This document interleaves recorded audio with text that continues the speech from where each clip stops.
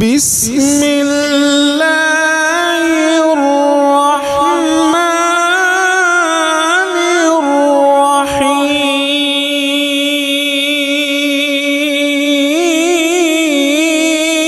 الرحیم ادع إلى سبيل ربك بالحكمة والموعظة الحسنة وجادلهم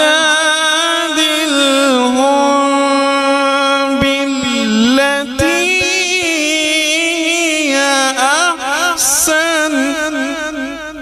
صل على محمد وعلى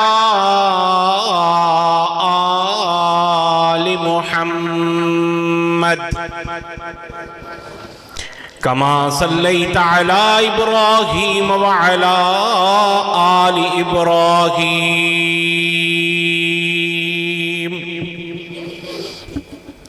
إنك حميد مجيد.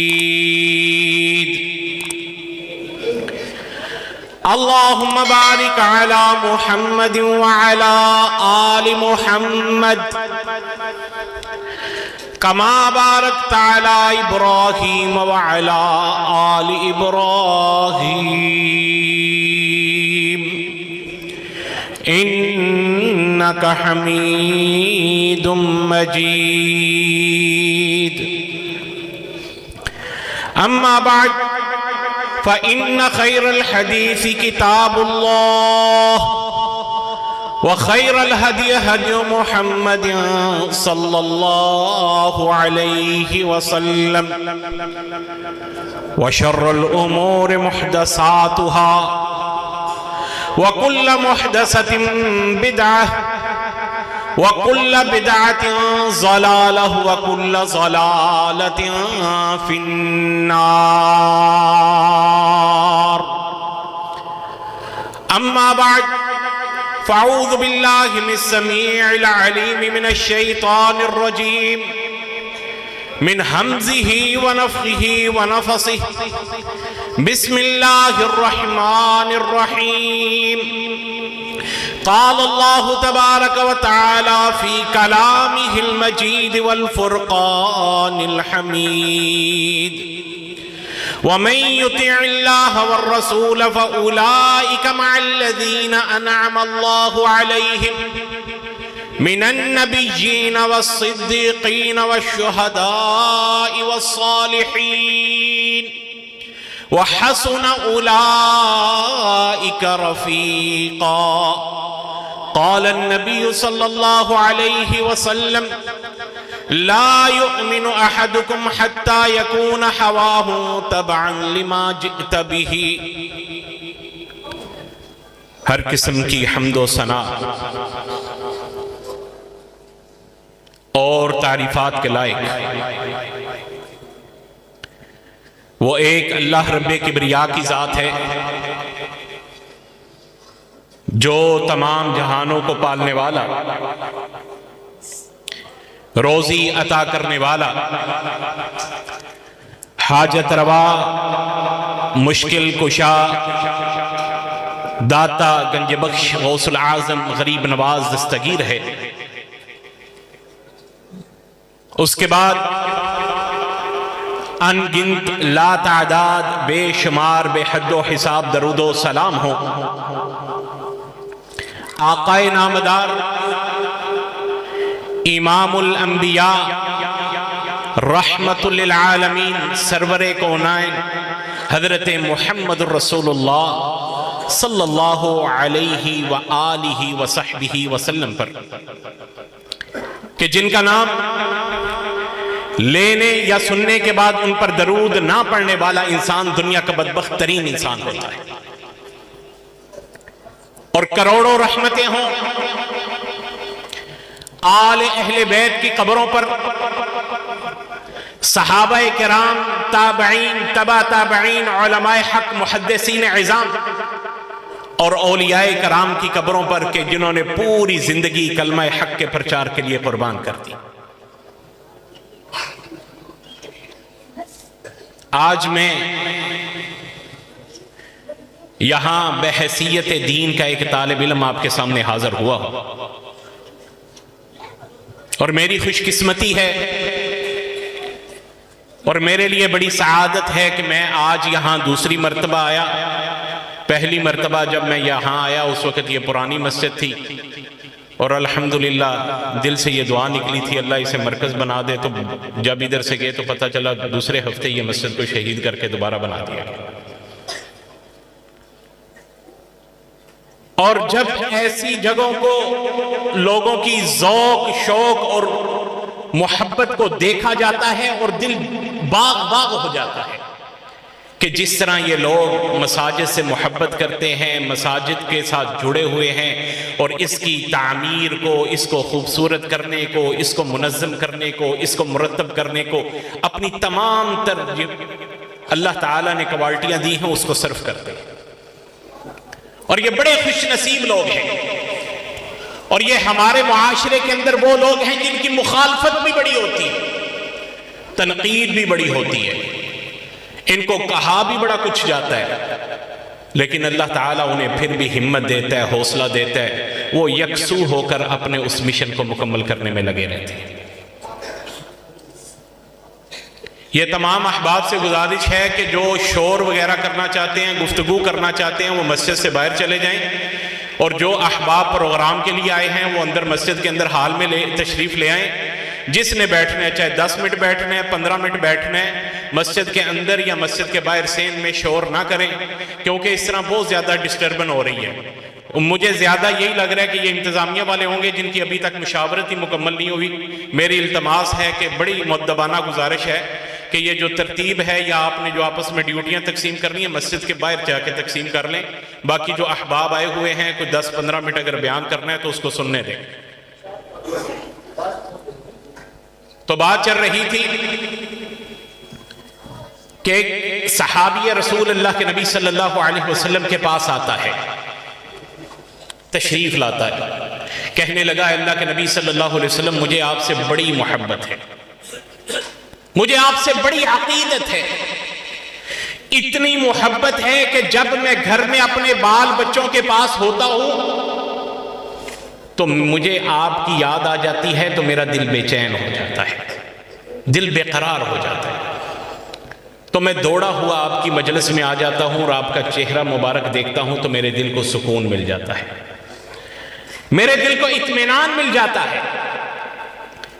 جب آپ کی زیارت کر لیتا ہوں اور کہا جب مجھے اپنی موت کا خیال آتا ہے تو میرا دل پریشان ہو جاتا ہے، دل پھٹنے کو آتا ہے اور آنکھیں اشکبار ہو جاتی ہیں کہ کل قیامت کے دن اگر میں جنت کے اندر چلا بھی گیا تو آپ تو وہاں بڑے اعلیٰ مقام پر ہوں گے، آپ تو بڑے بڑے انبیاء کے ساتھ ہوں گے، وہاں جب مجھے آپ کی یاد آئے گی، میرے دل کو پریشانی آئے گی تو میں کس کی طرف جاؤں گا، کہاں جاؤں گا؟ میں تو ایک چھوٹا سا صحابی، اور اتنے انبیاء جو گزر چکے ہیں، آپ تو ان بڑے بڑے انبیاء میں ہوں گے۔ تو نبی کریم صلی اللہ علیہ وسلم اپنا سر جھکا کے بیٹھ جاتے ہیں، کیوں؟ وَمَا يَنْتِقُ عَنِ الْهَوَىٰ إِنْ هُوَ إِلَّا وَحْيٌ يُوحَىٰ، کہ میرا نبی اپنی مرضی سے اپنی زبان کو ہلاتا تک نہیں ہے جب تک کہ میں اللہ اس کی طرف وحی نازل نہیں کر دیتا۔ اللہ کے نبی صلی اللہ علیہ وسلم سر جھکا کے بیٹھ جاتے ہیں۔ تو جو آیات مبارکہ آپ کے سامنے تلاوت کی ہیں، جبریل امین یہ آیات مبارکہ لے کے آ جاتے ہیں، کیا کہتے ہیں؟ وَمَن يُطِعِ اللَّهَ وَالرَّسُولَ فَأُولَٰئِكَ مَعَ الَّذِينَ أَنْعَمَ اللَّهُ عَلَيْهِمْ مِنَ النَّبِيِّينَ وَالصِّدِّيقِينَ وَالشُّهَدَاءِ وَالصَّالِحِينَ وَحَسُنَ أُولَٰئِكَ رَفِيقًا۔ وہی لے کے آ جاتے ہیں اور آ کے پیغام دیتے ہیں کہ اللہ کے نبی صلی اللہ علیہ وسلم اس صحابی رسول کو بتا دیں کہ جو جس کی تابع داری کرے گا، جس سے محبت کرے گا، جس سے عقیدت رکھے گا، جس کی فرما برداری کرے گا، کل قیامت کے دن وہ اسی کے ساتھ اٹھایا جائے گا، اس کا ساتھ انہی کے ساتھ ہوگا۔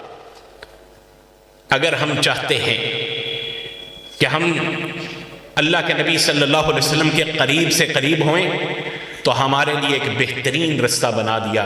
فرمایا کہ اللہ کی اطاعت اور اس کے رسول کی اطاعت زیادہ سے زیادہ کرو، ان سے محبت زیادہ سے زیادہ کرو، ان کی عقیدت، ان کا احترام زیادہ سے زیادہ کرو. یہ نہیں کہ صرف بیان کرنے میں بلکہ عمل کے اندر بھی آپ کے ایک محبت رسول نظر آنی چاہیے. آپ کے چلنے پھرنے کے اندر بھی ایک سنت رسول نظر آنی چاہیے. آپ کے معاملات کے اندر بھی ایک کردار رسول نظر آنا چاہیے. آپ کے لین دین کے اندر بھی ایک بہترین تربیت نظر آنی چاہیے. اگر ہم لوگ یہ چاہتے ہیں کہ ہم پیارے نبی حضرت محمد الرسول اللہ صلی اللہ علیہ وسلم کے ہاتھوں جام کوثر پی سکے اور کل قیامت کے دن ان کی قریبی محفلوں کا حصہ بن سکے، تو ہمیں اپنے اعمال کو، اپنی محبت کو، اپنی اطاعت کو مزید بہتر کرنے کی ضرورت ہے. فرمایا کہ اگر تم اللہ اور اس کے رسول کی اطاعت کرتے ہو، ان سے محبت کرتے ہو، تو کل کن کے ساتھ ہوگے؟ من النبیین والصدیقین والشہداء والصالحین وحسن اولئک رفیقا. اور کیسی بہترین ترتیب بتائی. فرمایا کہ سب سے اعلیٰ مقام اگر اس میں پتہ چلتا ہے تو نبیوں کا ہے، اور دوسرے نمبر پر صدیقین کا ہے. تو صدیق اکبر کا لقب کسے عطا کیا گیا؟ فرمایا دوسرے نمبر پر اگر مرتبہ ہوگا تو صدیقین کے ساتھ ہوگا. اور تیسرے نمبر پر کیا فرمایا؟ وَالشُّهَدَاءِ. اور اگر آپ خلفائے راشدین میں سب سے پہلے شہید دیکھیں تو سیدنا عمر فاروق ہیں، ان کے بعد دیکھیں تو سیدنا عثمان غنی ہیں، تو اس کے بعد دیکھیں تو پھر سیدنا علی ہیں. اور صدیقین کے بعد جو دوسرا مرتبہ بیان کیا گیا وہ شہداء کا بیان کیا گیا. پھر کہا والصالحین. اور اگر صالحین کے اندر بھی آپ نمبر دیتے ہیں تو سب سے زیادہ جن کو صالح کہا گیا، شرم و حیا کا پیکر کہا گیا، تو وہ سیدنا عثمان غنی رضی اللہ تعالیٰ.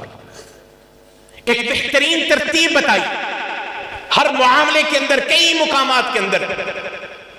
اور یہ وہ نہیں ہے کہ بشارت یا شہادت ان کو بعد میں ملی، پہلے تو پتہ ہی نہیں تھا کہ کن کو ملنا ہے. اللہ کے نبی صلی اللہ علیہ وسلم احد کے پہاڑ پہ چڑھ رہے ہیں. حدیث مبارکہ میں آتا ہے ایک ہاتھ سیدنا ابو بکر صدیق کے ہاتھ کے اندر ہے، پھر ایک طرف سیدنا عمر فاروق اور سیدنا عثمان غنی ہیں. یہ چاروں جب احد کے پہاڑ پہ چڑھنے لگے تو احد کے پہاڑ نے کانپنا شروع کر دیا. حدیث مبارکہ میں آتا ہے کہ اللہ کے نبی صلی اللہ علیہ وسلم نے اپنا پاؤں مارا اور کہا اسبت یا احد عندک نبی والصدیقین والشہیدین، کہ تیرے اوپر ایک نبی، ایک صدیق اور 2 شہید ہیں. یہ پہلے سے بشارت سنا دی. اور بات چلتی ہے اپنے موضوع کی طرف کہ محبت رسول اور اطاعت رسول یہ دونوں ہے کیا ہیں، اور اس کے مطابق ہم نے اپنی زندگی کو بہتر سے بہتر کیسے کرنا ہے. جیسے ایک شاعر کہتا ہے جو چلنا ہے محمد مصطفیٰ کے ساتھ چلنا ہے صلی اللہ علیہ وسلم. جو چلنا ہے محمد مصطفیٰ کے ساتھ چلنا ہے. ابد سے گونجنے والی فضا کے ساتھ چلنا ہے. لہو کی دھار سے رستے بنانے کا ہنر سیکھو. لہو کی دھار سے رستے بنانے کا ہنر سیکھو اگر اے زندگی والو فضا کے ساتھ چلنا ہے. شمع کی طرح جلنا ہے ان تاریک راہوں میں. شمع کی طرح جلنا ہے ان تاریک راہوں میں، نہ بجھنے کی قسم کھا کر ہوا کے ساتھ چلنا ہے. تو بات چل رہی تھی ایک حدیث مبارکہ میں ایک صحابی رسول سوال کرتے ہیں اللہ کے نبی صلی اللہ علیہ وسلم سے. کہا اللہ کے نبی صلی اللہ علیہ وسلم کی قیامت کب آئے گی؟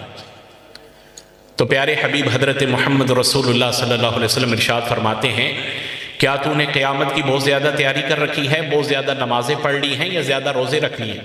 یہاں زیادہ عبادت سے مراد نفلی عبادت ہے. زیادہ سے کیا مراد ہے؟ نفلی. فرض چھوڑنا تو دور کی درکنار. کیوں؟ حدیث مبارکہ میں آتا ہے اللہ کے نبی صلی اللہ علیہ وسلم نے فرمایا کہ جتنی تم چاہتے ہو کہ اللہ کی قربت حاصل کرو اتنی نفلی عبادت بھی کثرت سے کرو. نفلی روزے رکھو، نوافل ادا کرو، نفلی عبادت اس قدر زیادہ کرو. کہا اللہ کے نبی صلی اللہ علیہ وسلم نہ میں نے کوئی زیادہ عبادتیں کی ہیں، نہ کوئی زیادہ نمازیں پڑھی ہیں، نہ کوئی زیادہ روزے رکھے ہیں، یعنی کہ میں نے نفلی عبادت اتنی نہیں کی. لیکن میں نے سوال کیا، دل میں آیا کہ قیامت کب آئے گی، کیونکہ میرے دل کے اندر ایک جو ہے نا محبت چلتی ہے اللہ کی اور اللہ کے رسول کی، کہ مجھے بڑی بے چینگی سے یاد آتا ہے کہ کاش وہ جنت میں جائیں اور وہ منظر ہو، کیا اللہ کے نبی صلی اللہ علیہ وسلم کے ساتھ ساتھ ہوں۔ ہاں، محبت بڑی ہے دل کے اندر، اطاعت بڑی ہے دل کے اندر، آپ کی رفاقت کی آرزو بڑی ہے دل کے اندر۔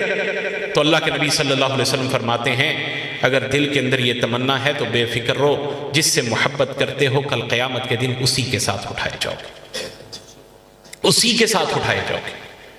پھر فکر مند ہونے کی ضرورت نہیں، بس اپنے عبادات پہ توجہ دو، اپنے معاملات پہ توجہ دو، اپنے کردار پہ توجہ دو، اپنے آپ پہ توجہ دو، اپنے آپ کو اطاعت کے مطابق اور فرما برداری کے مطابق ڈھالنے کی پوری سے پوری کوشش کرو۔ اور فرمایا کہ یاد رکھنا، یہ بات ذہن نشین رکھنا، یہ اطاعت کا اصول اپنے ذہن کے اندر پیوست کر لینا۔ لا یؤمن احدکم حتی اکون احب الیہ من والدہ وولدہ والناس اجمعین۔ فرمایا کہ تم میں سے اس وقت تک کوئی ایمان والا، مکمل ایمان والا ہو ہی نہیں سکتا جب تک کہ اس کے نزدیک میں رسول اللہ صلی اللہ علیہ وسلم اس کے ماں آبا و اجداد سے، اس کی اولاد سے اور تمام لوگوں سے بڑھ کر محبوب نہ ہو جاؤ۔ لا یؤمن احدکم حتی اکون احب الیہ من والدہ وولدہ والناس اجمعین۔ فرمایا کہ اگر تم چاہتے ہو کہ میری اطاعت میں تم حق ادا کرو، میری محبت میں تم حق ادا کرو، تو پھر یہ تمام رشتوں سے بڑھ کر رسول اللہ صلی اللہ علیہ وسلم کی اطاعت کرنی ہوگی۔ آپ کی محبت ان تمام رشتوں سے بڑھ کر کرنی ہوگی، ان تمام رشتوں سے آگے جا کے کرنی ہوگی، ان تمام رشتوں کو چھوڑنا ہوگا۔ جہاں قال اللہ قال الرسول کی بات آ جائے وہاں یہ نہیں کہنا کہ میرے ابا جان تو اس طرح کہتے تھے، ہمارے دادا جان تو یہ عمل کرتے تھے، ہمارے بابا جی تو یہ بتاتے ہیں، ہمارے بزرگ تو اس طرح سمجھاتے تھے۔ پھر اس طرف نہیں جانا، کہندے نے پنجابی چ جندہ کلمہ پڑھی دے ان دی گل منی دی۔ جس کا کلمہ پڑھا ہے اس کی اطاعت کرنی ہے، اس کے پیچھے چلنا ہے، کیونکہ کلمہ پڑھا ہم نے محمد رسول اللہ صلی اللہ علیہ وسلم کا۔ اور صحابہ کی زندگی پھر ایسی ایسی مثالوں سے بھری ہوئی ہے، ایسی ایسی مثالیں ہیں جس طرح کہتے ہیں نا، سیدنا یوسف علیہ السلام کے حسن کو دیکھ کر عورتوں نے اپنی انگلیوں کو کاٹ لیا تھا۔ یہ تو میں کہتا ہوں ایک چھوٹا سا درجہ ہے، ان کے حسن کو دیکھ کر عورتوں نے سیب کاٹتے کاٹتے اپنی انگلیوں کو کاٹ لیا تھا، یہ تو چھوٹا سا درجہ ہے۔ اللہ کے نبی صلی اللہ علیہ وسلم وہ عظیم المرتبت نبی ہیں، وہ امام الانبیاء ہیں، وہ رحمت للعالمین ہیں، وہ امام المرسلین ہیں، کہ جن کو دیکھتے ہوئے صحابہ نے اپنی اولادیں، اپنے آبا و اجداد اور نسل در نسل اللہ کے راستے کے اندر قربان کر دی۔ اور یہاں تک کہ جب ان کی جانیں مانگی گئی انہوں نے بھی پلیٹ میں رکھ کے اپنی جانوں کا نذرانہ پیش کر دیا۔ ابھی ہجرت ہوئی ہے، تھوڑا سا عرصہ گزرا ہے، احد کا میدان سج گیا ہے۔ پہلے بدر کا مارکا ہوا، پھر احد کا ہوا۔ احد کا میدان سج گیا ہے، بہت عظیم مارکا ہے۔ ایک عورت کو پتہ چلتا ہے کہ احد کے میدان کے اندر اس عورت کے خاوند کی شہادت ہو گئی ہے۔ وہ زبان سے کیا کہتی ہے؟ انا للہ و انا الیہ راجعون، اور سوال کرتی ہے کہ اللہ کے نبی صلی اللہ علیہ وسلم کیسے ہیں؟ پھر پتہ چلتا ہے کہ اس کا بھائی بھی شہید ہو گیا ہے۔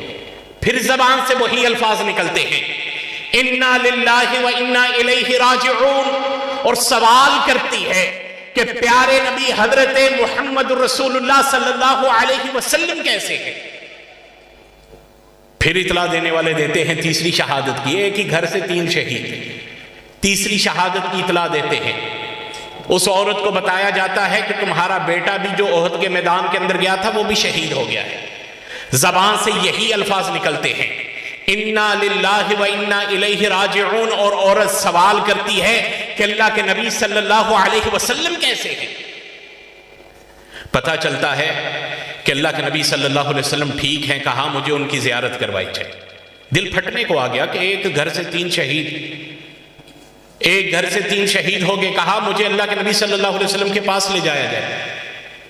جب اللہ کے نبی صلی اللہ علیہ وسلم کے پاس لایا جاتا ہے، وہ عورت کہتی ہے کل مصیبت بعدک جلل، اے اللہ کے نبی صلی اللہ علیہ وسلم آپ ہم میں موجود ہیں تو ہر پریشانی کا حل موجود ہے، ہر مصیبت کا حل موجود ہے۔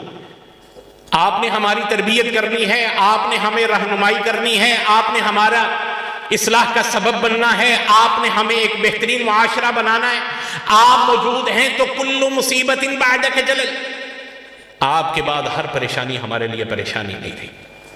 یہ محبت رسول ہے، یہ اطاعت رسول ہے کہ محبت کی ہے تو پھر تڑپ گئی ہے، اور اس وقت تک چین نہیں آیا جب تک پیارے حبیب حضرت محمد رسول اللہ صلی اللہ علیہ وسلم کو دیکھ نہیں لیا۔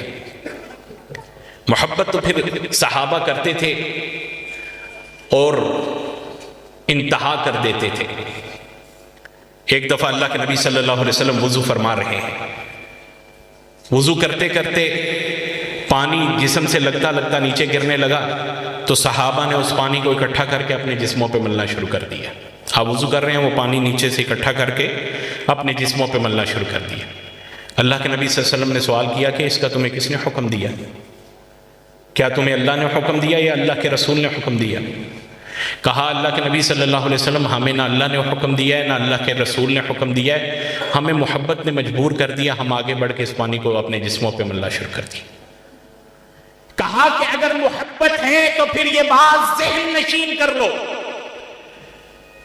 کہ تمہیں ایسے کام کرنے کی ضرورت نہیں، تین چیزیں پلے باندھ لو، تین چیزیں اپنے ذہنوں کے اندر پیوست کر لو اگر تم چاہتے ہو کہ محبت رسول کا حق ادا کر سکو۔ کیا نصیحتیں ہیں؟ کہا بولنا تو ہمیشہ سچ بولنا، جھوٹ نہ بولنا۔ اور آج ہمارے معاشرے کو خراب کرنے میں سب سے بڑا کردار جھوٹ کا ہے، سب سے بڑا کردار۔ ہر بات پہ جھوٹ بولتے ہیں، چھوٹی چھوٹی بات پہ۔ ذرا سا کسی کو پوچھیں وہ جی آپ سے ملاقات کا ٹائم لیا تھا تو کدھر پہنچے ہیں؟ 5 ہو گئے ہیں، 6 ہو گئے ہیں۔ کہتے ہیں جی میں آپ کے پاس ٹھیک 5 منٹ میں پہنچتا ہوں۔ اس کو پتہ ہے کہ میں جو مرضی ہوائی جہاز بھی مل جائے تو میں 5 منٹ میں نہیں پہنچ سکتا، کم از کم 15-20 منٹ لگے۔ اسی وقت فوری جھوٹ بولتے ہیں جی میں ٹھیک 5 منٹ میں پہنچ گیا۔ ہماری رگ رگ کے اندر جھوٹ بس چکا ہے۔ ہمارے ہر مقام پہ، کاروبار پہ، معاملات پہ، لین دین پہ، ہمارے ایک دوسرے سے ملنے جلنے پہ، یہاں تک کہ کئی دینی معاملات کے اندر بھی ہمارا جھوٹ اس طرح رچ بس چکا ہے کہ ہم جھوٹ پہ جھوٹ بولتے ہیں۔ سب سے پہلی ہم نافرمانی کرتے ہیں اور ہم کہتے ہیں کہ ہم بڑے متبع سنت ہیں، ہم بڑے موحدین ہیں، ہم تو توحید کو ایسے چموڑا ہوا ہے ہم نے سینے کے ساتھ کہ ہم تو پہلے جنت میں جائیں گے۔ ہم بنیادی چیزوں کو بھول چکے۔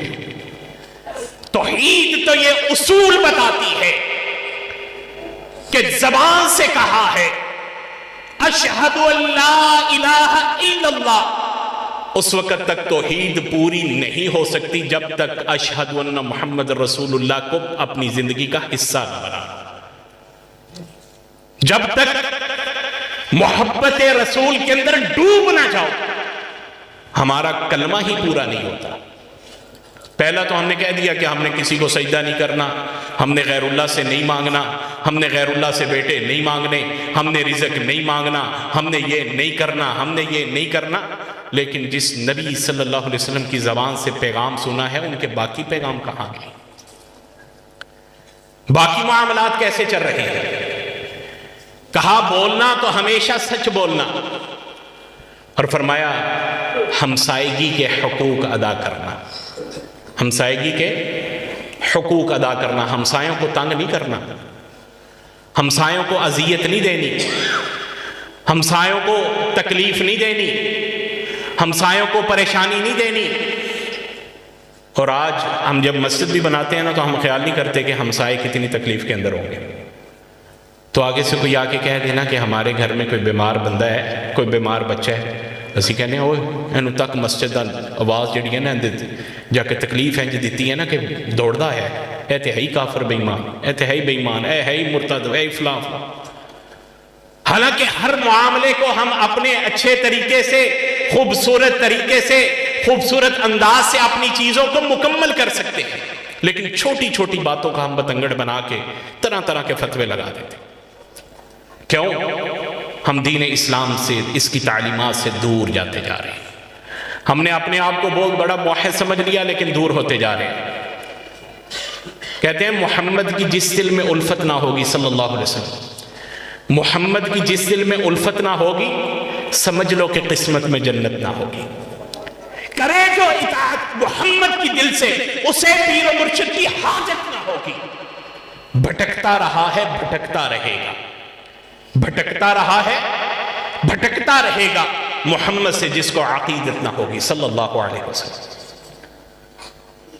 ہمیں وہ محبت رسول اپنے جسموں پہ نافذ کرنی ہے، اپنے کردار میں لانی ہے، اپنے آپ میں لانی ہے، کہ لوگ ہمیں دیکھ کے پہچان سکیں کہ یہ ہے اہل توحید۔ اس کا چہرہ دیکھو، اللہ کے نبی صلی اللہ علیہ وسلم کے ساتھ چہرہ ملتا ہے، اس کا لباس دیکھو، اس کے ٹخنے ننگے ہیں، اس کا کردار اچھا ہے، اس کی نظر دیکھو، اس کی نظر کے اندر شرم و حیا ہے، اس کی زبان دیکھو، قال اللہ قال الرسول کی باتیں کرتی ہے۔ اگر کوئی گالی دے دیتا ہے، گالی کا جواب گالی سے نہیں دیتا، آگے سے استغفر اللہ کہہ دیتا ہے، لا حول ولا قوت الا باللہ کہہ دیتا ہے، اللہ سے معافی مانگتا ہے، توبہ استغفار کرتا ہے۔ جب بھی زبان سے نکلتی ہے تو خیر کی بات نکلتی ہے، جب بھی کردار نظر آتا ہے تو خیر والا نظر آتا ہے، اپنا آپ تو کٹوا دیتا ہے لیکن قال اللہ قال الرسول پہ آنچ نہیں آنے دیتا۔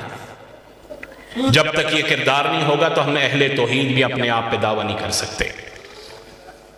ہمیں اپنے آپ کی اصلاح کرنی ہے، اپنی اولادوں کی تربیت کرنی ہے، انہیں بتانا ہے کہ قال اللہ قال الرسول کا مقصد کیا ہے، اصل محبت رسول کیا ہے، ہمیں ان کو سمجھانا ہے۔ اللہ کے نبی صلی اللہ علیہ وسلم فرماتے ہیں کہ آدمی اس وقت تک ایمان کی مٹھاس کو محسوس ہی نہیں کر سکتا، ایمان کی لذت کو چکھ ہی نہیں سکتا جب تک کہ اس کے اندر تین چیزیں نہیں ہوں گی۔ فرمایا پہلی چیز کہ اللہ اور اس کے رسول کے ساتھ محبت سب سے بڑھ کر، ہر چیز سے بڑھ کر اللہ اور اس کے رسول کے ساتھ محبت ہوگی۔ اور دوسرے نمبر پر فرمایا کہ اگر کسی سے محبت ہے تو اللہ کے لیے، اگر کسی سے بغض ہے تو اللہ کے لیے۔ کسی سے محبت کرتا ہے تو اللہ کے لیے، کسی سے بغض رکھتا ہے تو اللہ کے لیے۔ محبت بھی اللہ کے لیے کرتا ہے اور بغض بھی اللہ کے لیے رکھتا ہے۔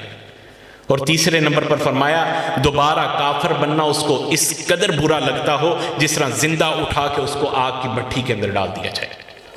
مرنے کے بعد تو جہنم کا عذاب ہے۔ کئی لوگ مثالیں بنی ہوئی ہیں نا، اے جام مٹھا تے اگلا کنے ڈٹھا، اور تک لو جیڑا کرنا ہوندہ جے کرو، اے جام مٹھا اگلا کنے ڈٹھا، ایسے جام ہی سارا کچھ کرو۔ سارے انہوں پتہ ہے کہ میرا جوان پرا فوت ہویا، میرا جوان کزن فوت ہویا، میرا بیٹا فوت ہویا، میرا پتر فوت ہویا، میری دھی فوت ہوئی، میری نانی فوت ہوئی، دادی فوت ہوئی، میرے محلے فلاں فلاں بچہ فوت ہو گیا، لیکن پھر بھی زبان پہ، ہٹ درمی پہ، انا پہ اس قدر بڑھ چکی ہے کہ ہم نے قال اللہ قال رسول کے پیغام کو بھلا دیا ہے۔ اپنی اولادوں کو ہم نے پہلے بتا دیا ہے، اور پتر مسیح صرف ناظرہ پڑھن جانا ہے، مولوی بنن دی ضرورت کو نہیں۔ تو چنگے سکولے پڑھے گا، اعلیٰ افسر بنے گا، چنگی جگہ تے نوکری کرے گا، تے گوریاں دے بنائے ہوئے قانون ہی تینوں تنخواہ لبے گی، اندے تے گزارا کرنی، بدن دی لوڑ کو نہیں۔ اے تجارت اسلام نے دسی ہے، تینوں کیڑی لوڑ ہے؟ تو جا کے دھوکھا کھا کے واپس آ جائیں گا۔ اے کاروبار کرنا تے اسلام نے دسیا ہے، یہ لفظ نہیں کہتے کیونکہ اس پہ یقین ہی نہیں ہے نا۔ ہم کہتے ہیں نہیں، اعلیٰ سکول کے اندر اعلیٰ انگلش کی تعلیم حاصل کرے گا اور بہترین قسم کا نوکر بنے گا، چاہے فوج کے اندر بن جائے، چاہے سیاستدان بن جائے، سائنسدان بن جائے، چاہے ڈاکٹر بن جائے، چاہے انجینئر بن جائے، اور اسے کبھی نہیں بتائیں گے کہ پتر مرن تو بعد ڈگریاں صرف دنیا چ رہ جانی ہیں، اگر ڈگری کم آنی ہے تو قرآن و حدیث کی ڈگری کم آنی ہے، وہی کم آنی ہے، اگے انہیں ہی تھوڑی آخرت بچانی ہے، وہ اسی نہیں دسنا۔ اسی کہنا نہیں، بڑھے ہوں گے نہ تو این دیہات دی روٹیاں این دیہات دی کمائی کھاواں گے، بعد ہی پتہ چلتا ہے نہیں یار نو بڑی چون کے لے سی تو ساڈا پتر بھی لائے گی. ساری انویسٹمنٹ ضائع, دنیا بھی چیز آئے. کئی بندیاں دی ہو گئی ہیں انویسٹمنٹ ضائع. کئی بڈھے بیچارے پتر بھی گوا کے بیٹھے, پتر بھی رو لگے. نواں آئیاں ایسیاں پڑھیاں لکھیاں نواں لے آندیاں, 6 مہینے سال 2 سال کڑھیا, وہ پتراں بھی نال لے گئی. انویسٹمنٹ ایتھے ڈب گئی. کئیاں دی ڈبیاں نے پھر بھی لگے نہیں جی اگلی نسل نو پڑھا سا, اگلی نسل نو اندے تو بڑا افسر بنا سا, جنہ بڑا بنا سا اُنہ بڑا نقصان کر سا. تے بہترین طریقہ ہے کہ اپنی نسلوں کو قرآن و حدیث نال جوڑ دیو. مرن تو بعد مسلے تے بہ کے ہر تشہد وچ تواڈے واسطے دعا تے کرے گا مغفرت دی. ہر تشہد وچ منگے گا تے صحیح, اے اللہ میرے والد نو معاف کر دے, اے اللہ میری ماں نو معاف کر دے, اے اللہ انہاں دی قبراں تے اپنی رحمت دے سائے کر دے. اللہ کے نبی صلی اللہ علیہ وسلم فرماتے ہیں کل قیامت کے دن ایک بندے کو لایا جائے گا, اللہ کی بارگاہ میں پیش کیا جائے گا. تھوڑی سی نیکیاں ہوں گی, لایا جائے گا تو اس کے نامہ اعمال کے اندر یا اس کے ہاتھ دائیں ہاتھ کے اندر ایک بڑا رجسٹر پکڑا دیا جائے گا. سوچی پڑ جائے گا کہ میں تے تھوڑے دنوں دا مسلمان سا, میں تے انیاں نیکیاں نہیں کیتیاں, میں تے انیاں نیکیاں نہ کیتیاں, میں تے چند دنوں دا مسلمان سا, مسلمان ہویا تے مر گیا, دنیا مک گئی میرے ہستے. اینا وڈا نامہ اعمال میرے ہتھی کنج آ گیا, اینا وڈا رجسٹر کتھوں آ گیا. سوال کرے گا اے اللہ میں تے انیاں نیکیاں کوئی نہیں کیتیاں. اللہ تعالیٰ فرمائے گا میرے بندے تو اپنی اولاد کی دین پہ تربیت کر کے آیا تھا, انہیں دین کے ساتھ مسجدوں کے ساتھ جوڑ کے آیا تھا, انہیں قال اللہ قال رسول کا پیغام سمجھا کے آیا تھا. تیرے مرنے کے بعد تیری اولاد نے تیرے لیے دعائیں جاری رکھی, تیرے گناہ ختم ہو گئے پھر بھی انہوں نے دعائیں نہ چھوڑی, پھر اس کے بدلے تیری نیکیاں بنتی گئیں پھر بھی انہوں نے دعائیں نہ چھوڑی, انہوں نے دعائیں مانگتے رہے, تیری نیکی میں تیرے اعمال میں تیری نیکیوں میں بڑھتے گئے, بڑھوتی ہوتی گئی, بڑھتا گیا, یہاں تک کہ تیرے لیے اتنے درجات بلند ہو گئے, تیرے لیے اتنی نیکیوں کے انبار لگ گئے. اور یاد رکھیں صرف ان چیزوں سے ہی ہم محبت یا اطاعت کا حق نہیں ادا کر سکتے. ایک آخری چیز ہے جس کو بیان کر کے میں اجازت چاہوں گا, کیونکہ میرے ساتھ ہمارے جامعہ کے شیخ الحدیث حضرت مولانا سیف اللہ عصری حافظہ اللہ ایک بڑی علمی شخصیت ہیں.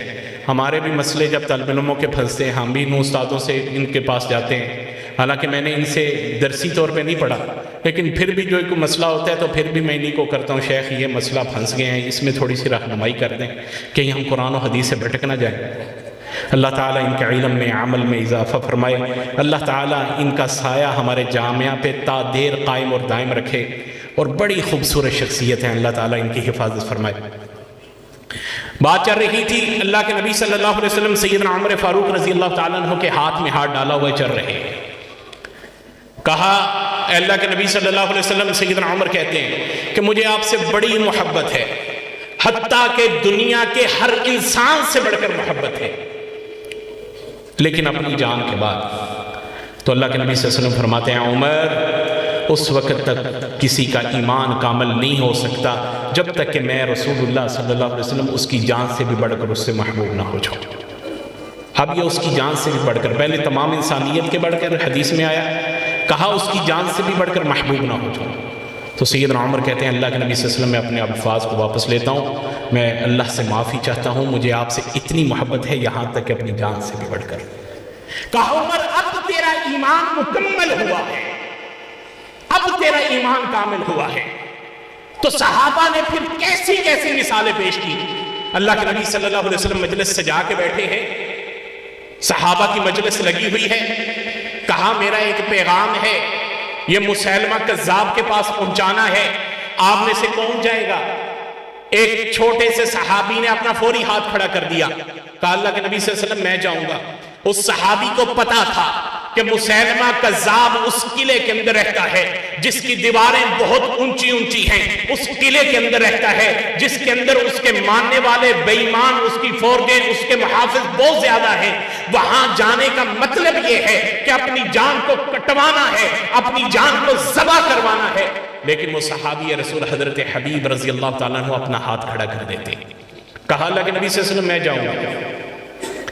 کہا ٹھیک ہے, پیغام نامہ اسے لپیٹ کے دیا ان کو اور کہا جاؤ یہ مسلمہ کو پیغام دے آؤ۔ وہ چلا گیا، جب قلعے کے دروازے پہ پہنچا دربانوں نے پوچھا ہاں جی کدھر؟ کہا مجھے مسلمہ سے ملنا ہے۔ کہا کیا پیغام ہے؟ دے دو ہم دے دیتے ہیں۔ بہت بڑا موقع تھا، وہ نہ مانے، کہتے ہیں نہیں، مجھے جس نے پیغام دے کے بھیجا ہے اس نے کہا کہ اسے جا کے پیغام دے کے آنا ہے، میں آپ کو نہیں دے سکتا۔ موقع تھا، جان بچاتا اور واپس آ جاتا، پیغام پکڑاتا، لو جی آگے آپ پہ پہنچتا رہے۔ کہا جس نے بھیجا ہے اس نے کہا ہے کہ اس کے سامنے پیغام دینا ہے۔ پھر اندر پیغام گیا، جواب آیا بلا لیا جائے اسے۔ حضرت حبیب رضی اللہ تعالیٰ عنہ کو سامنے کھڑا کیا گیا، مسیلمہ کذاب کے سامنے۔ کہا ہاں جی کیا پیغام ہے؟